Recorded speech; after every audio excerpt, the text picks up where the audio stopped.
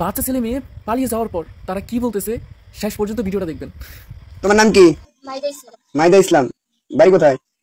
কালকিনি। কোন জায়গায়? কাশিমপুর। তোমার আব্বার নাম কি? তুমি কি করো? পড়ালেখা করো। কোন ক্লাস? ক্লাস 8 এ। ও তোমার কি হয়? বয়ফ্রেন্ড। আচ্ছা, তা তোমরা এখানে আসছো কি করতে? ঘুরতে আসছিলা। তোমার আব্বা মা জানে? জানে না। এই তোমার বাড়ি ভবানীপুর। ভবানীপুর। কোন বাড়ি? সর্দার বাড়ি। তোমার আব্বার নাম কি? জলিল সর্দার। জলিল সর্দার। তোমার কি হয়? গার্লফ্রেন্ড। গার্লফ্রেন্ড। তো এখানে আসছো ঘুরতে? জি। তোমরা ঘুরতে আসছো, তোমার আব্বা মা জানে? জি না। জানে না। তুমি কি করো? আমি পড়ালেখা করি। কোন ক্লাস? ক্লাস 10 এ। ক্লাস 10 এ।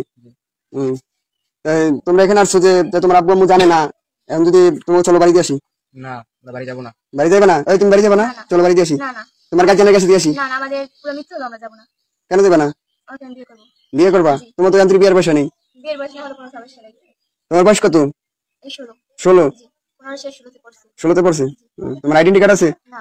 আচ্ছা, তা তোমার এই কথা কি তুমি সবার কাছে বলতে পারবা? না, বাবারে পয়সা দিবা বা সবারই পাশে বানি? তো চলো তোমার বাড়িতে আসি, এটাই ভালো তোমার গার্জিয়ানের কাছে। কোথাও যাবে না? এটাই তোমার কথা? হয়তো বাপ মা ছেড়ে দিন, তেজ পুত্র করে দিবে তারা, তাও ছেড়ে দেবে না। আর ছেড়ে দেবে না?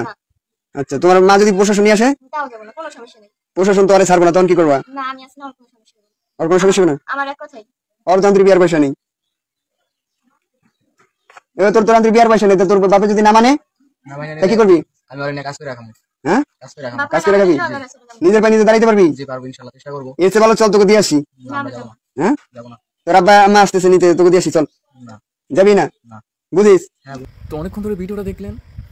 আসলে সত্যিকারের ভালোবাসাই হচ্ছে এটা, সবকিছু ছেড়ে গিয়েও সবকিছু ছাড়তে পারবে, বাট প্রিয় মানুষকে ছাড়তে পারবে না। এরকম ভালোবাসা যুগ যুগ বেঁচে থাকুক। ভিডিওটি যদি ভালো লাগে অবশ্যই একটি লাইক দিয়ে দিন।